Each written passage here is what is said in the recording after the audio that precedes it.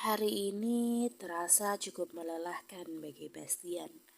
Banyak pekerjaan yang harus dia tangani sendirian, hingga akhirnya dia pun harus lembur sampai malam. Dan baru tiba di apartemennya sekitar pukul 8. Bastian masuk ke dalam lift menuju apartemennya sendirian. Suasana cukup sepi sekali saat itu. Saat berada di lift, tiba-tiba saja dia termenung. Dan yang muncul di kepalanya adalah gadis berambut pirang yang pernah menerobos masuk ke lift itu. Kenapa aku malah memikirkannya?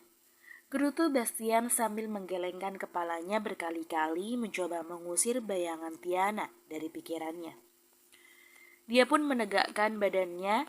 Dia tidak boleh melamun lagi, karena kalau tidak, pikirannya mulai melayang kemana-mana.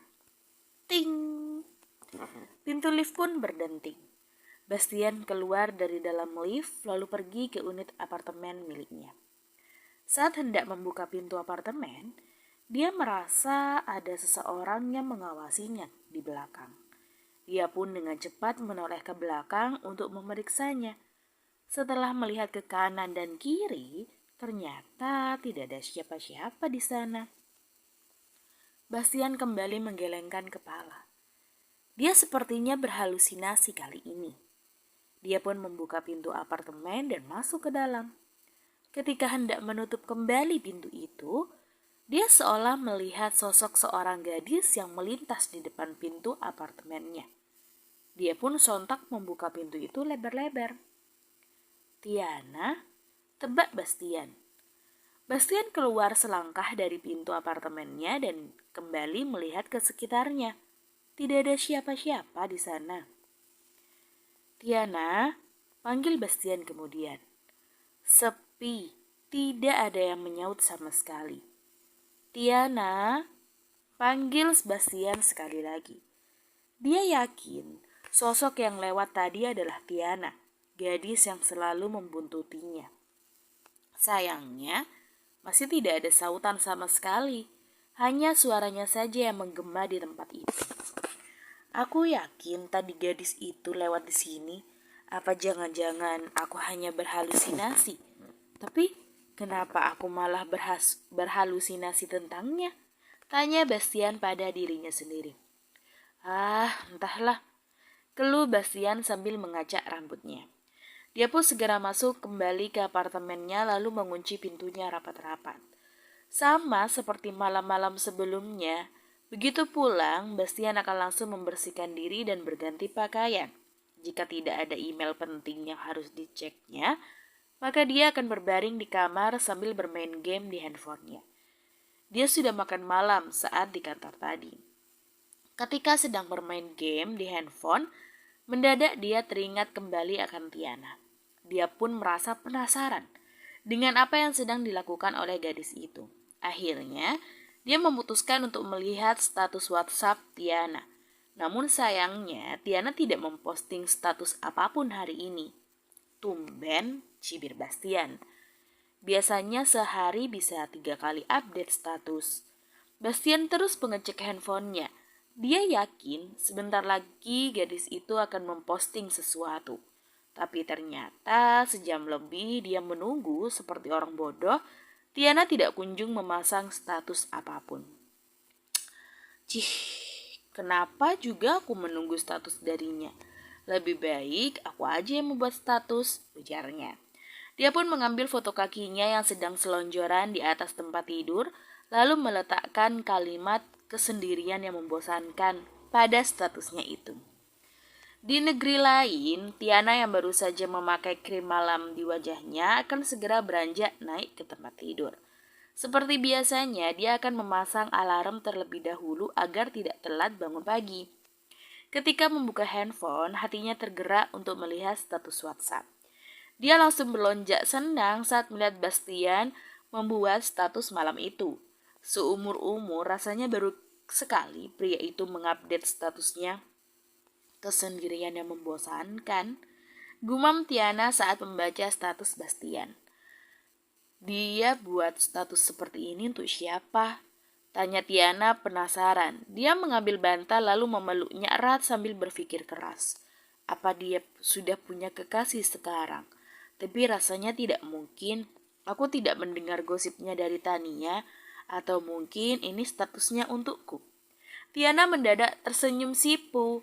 Ia merasa status itu ditunjukkan untuk dirinya. Pasti Bastian merasa kesepian tanpa dirinya. Namun kebahagiaannya berlangsung beberapa detik saja.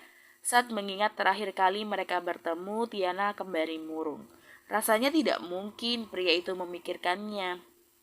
Sudah beberapa bulan terpisah, ternyata aku masih mengharapkan dirinya, gumam Tiana dengan lemah. Ia pun menaruh handphonenya di atas nakas lalu berbaring di atas tempat tidurnya. Perasaannya pada Bastian sudah terlalu dalam.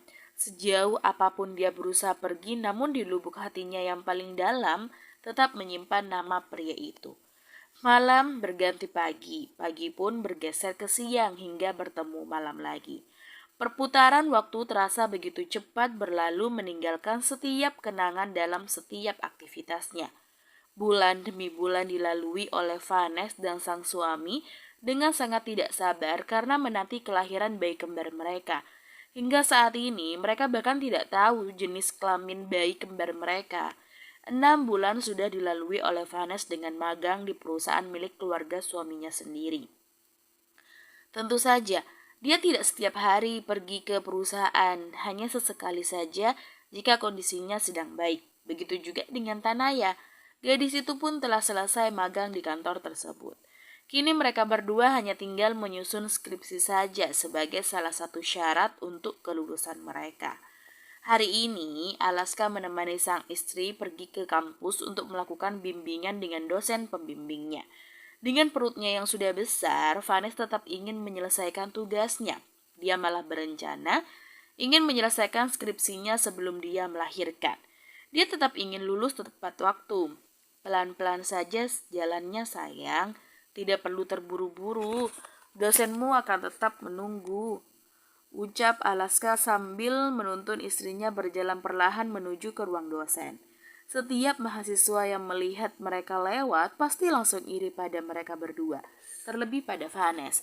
Mereka tentu iri melihat Vanes mendapatkan suami yang sangat perhatian, tampan, kaya raya pula. Lihatlah, Alaska bahkan rela menemaninya pergi ke kampus untuk bimbingan. Iya sayang, ini juga sudah pelan, tenang aja, aku kuat jika hanya jalan dekat aja, sahut Vanes sambil tersenyum ke arah sang suami. Semakin hari, suaminya itu semakin overprotective padanya. Suaminya terlalu mengkhawatirkan kondisinya. Kita sudah hampir sampai, ayo kita masuk, ajak Alaska dengan lembut. Dia yang mengetuk pintu ruangan dosen pembimbing lalu membukakan pintu untuk istrinya. Tampak seorang dosen yang rambutnya sudah banyak yang putih menyambut kedatangan mereka dengan ramah. Selama Vanes bimbingan, Alaska akan sabar menunggu sang istri dengan duduk diam di tempatnya. Matanya tidak lepas memandangi sang istri yang berbadan dua. Sesekali dia akan senyum sendiri melihat kecantikan istrinya. Wajah itu selalu berhasil membuatnya jatuh cinta. Setelah bimbingan lebih dari setengah jam, Alaska pun mengajak istrinya pulang. Tiba-tiba di tengah jalan, Vanes meminta suaminya mampir sebentar ke toko es krim gelato tempat favorit mereka.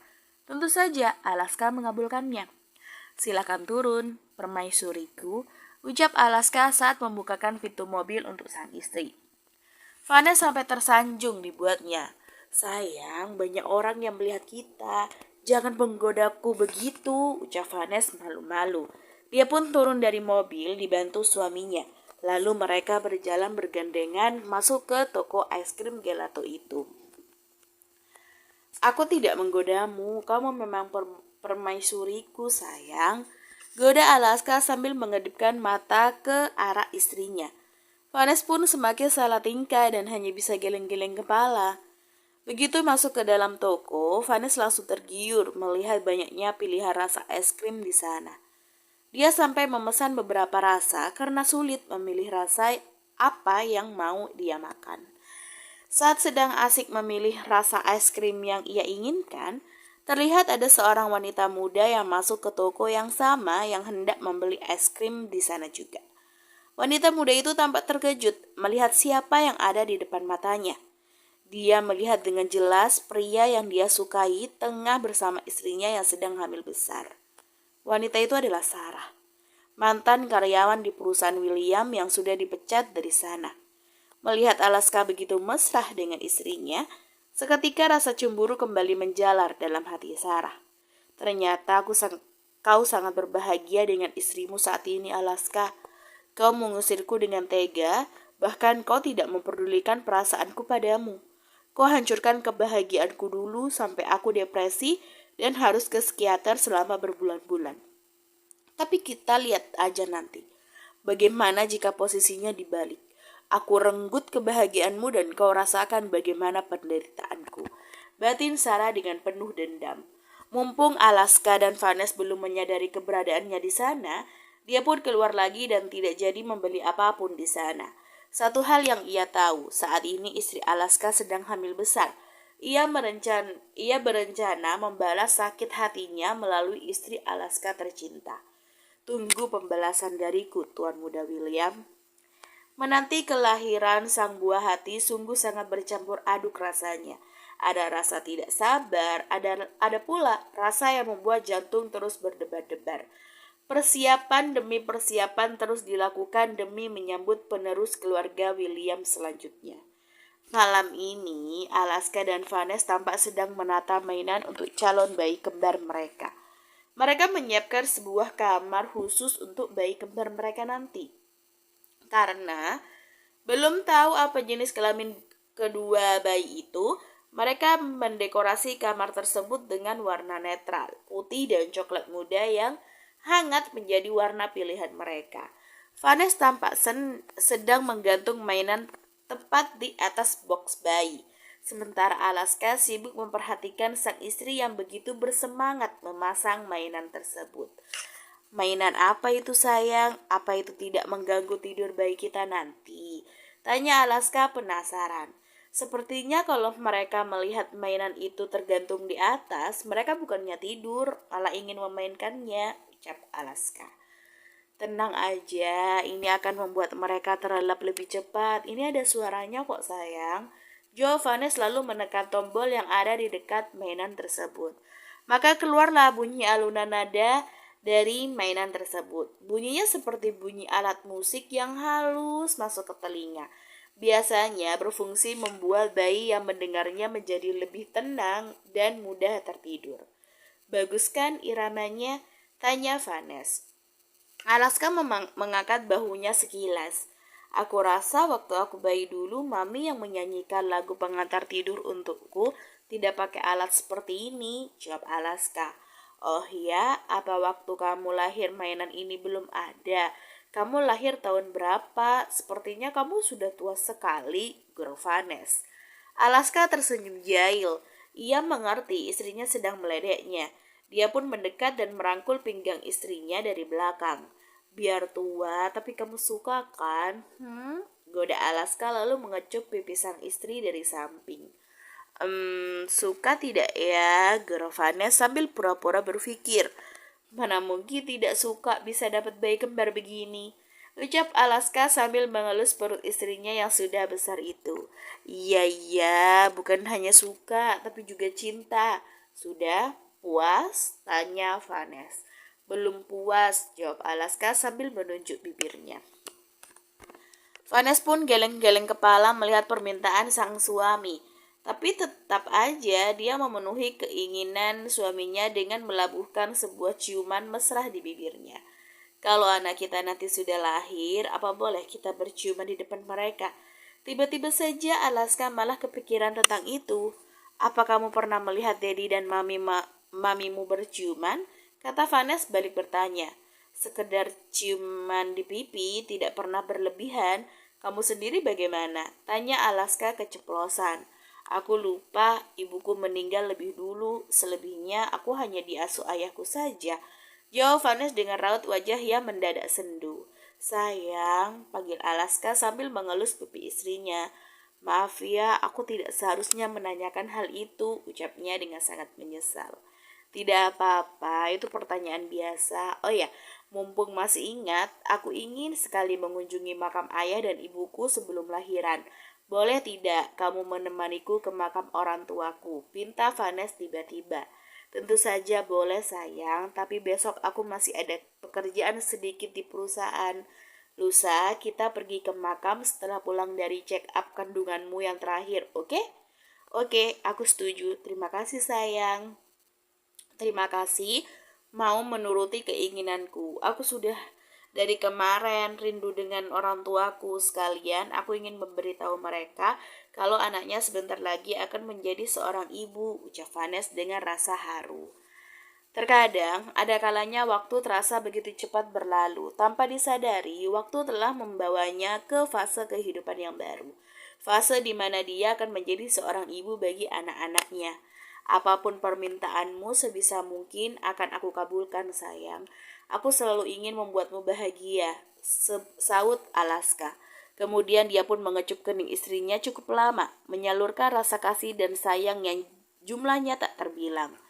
2 hari kemudian, Alaska sudah mulai cuti untuk menemani sang istri menyambut kelahiran bayi kembar mereka. Pagi ini, Alaska tampak keluar bersama Vanes ke rumah sakit untuk melakukan pemeriksaan kandungan bulan terakhir. Awalnya, Tiara dan yang lainnya ingin ikut juga pergi bersama mereka. Namun karena Vanes semakin deg-degan jika ditemani oleh banyak orang, akhirnya mereka hanya pergi berdua saja. Bahkan, Alaska sendiri yang menyetir mobil mereka. Sesampainya di rumah sakit, Vanes pun langsung masuk ke ruang dokter kandungan dan melakukan USG di sana.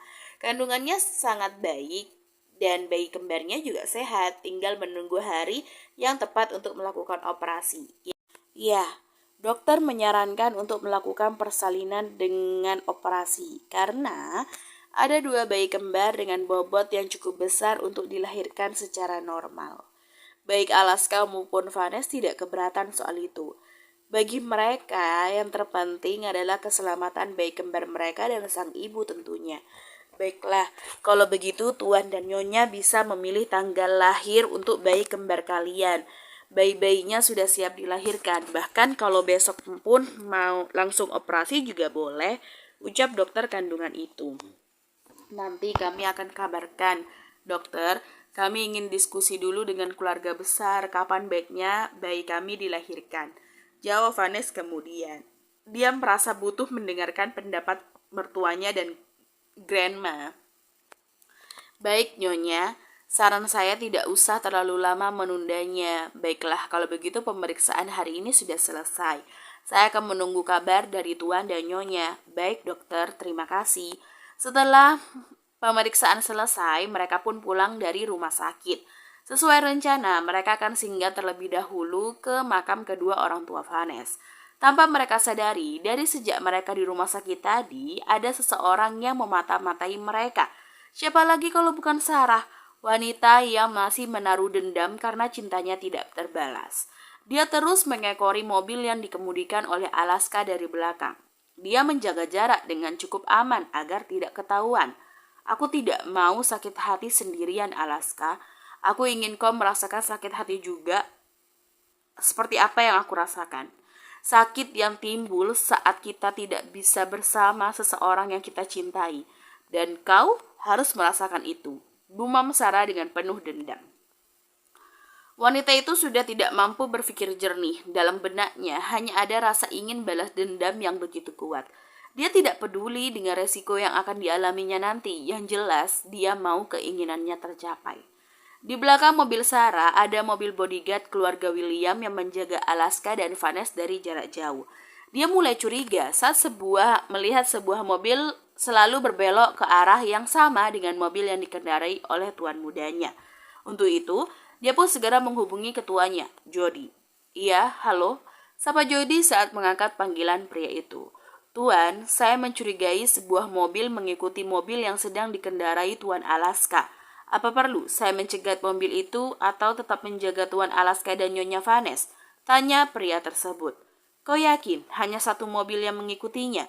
Tanya Jody memastikan. Dia takut ada mobil lain yang mengikuti mereka. Yakin, Tuan. Kami sudah hampir sampai di pemakaman. Mobil itu semakin mendekat ke arah mobil Tuan Alaska. Joe, pria itu mulai panik. Dia pun menambah kecepatan untuk mengejar mobil Sarah. Aku akan menghubungi Alaska. Kau tetap kawal mobil itu, jangan sampai bisa mendekati mobil Alaska.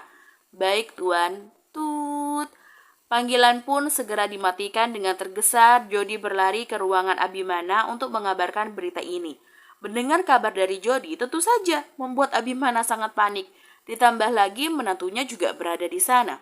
Aku akan menghubungi Alaska. Ucap Abimana tanpa buang waktu, ia pun menelpon putranya yang sedang menyetir. Alaska sendiri masih belum menyadari ada bahaya yang mengintai mereka. Dia dan Vanessa masih asik ngobrol tentang kemungkinan jenis kelamin bayi kembar mereka sambil bersenda tawa bersama. Sayang, handphonemu mau aku bantu jawab, ucap Vanessa saat melihat handphone suaminya bergetar di dekat dashboard. Alaska pun mengambil handphonenya dengan segera. Biar aku aja, ini dari Daddy, ucap Alaska saat melihat nama sang ayah tertera di sana. Halo, Dad. Sapa Alaska begitu mengangkat panggilan tersebut. Sibuk menjawab panggilan sang ayah, Alaska tidak menyadari sebuah mobil tiba-tiba melaju cepat dari arah belakang dan menghantam mobilnya dengan kuat. Alaska, brak! Satu tabrakan yang kuat membuat handphone di tangan Alaska sontak terlepas. Alaska dan Vanessa langsung terkejut dan terdorong ke depan. Alaska langsung panik dan menoleh ke arah istrinya. Vanessa, teriak Alaska. Sekali lagi mobil Sarah dari belakang hendak menabrak mobil mereka, namun digagalkan oleh mobil bodyguard yang langsung menyerempet mobil Sarah hingga naik ke trotoar. Karena melihat dari spion ada mobil yang hendak menabraknya, Alaska melajukan mobil ke depan dengan cepat. Hingga tidak sadar di depan mereka ada persimpangan. Sebuah bis tepat melintas di depan hingga membuat Alaska tidak memiliki pilihan selain menginjak rem secara mendadak sambil membanting setir ke samping untuk menghindari tabrakan dengan bis di depannya. Cit, brak! Mobil Alaska pun sontak berguling-guling di aspal. Alaska! Teriak Abimana hingga urat lehernya tercetak sempurna begitu mendengar suara tabrakan yang kuat. Bersambung.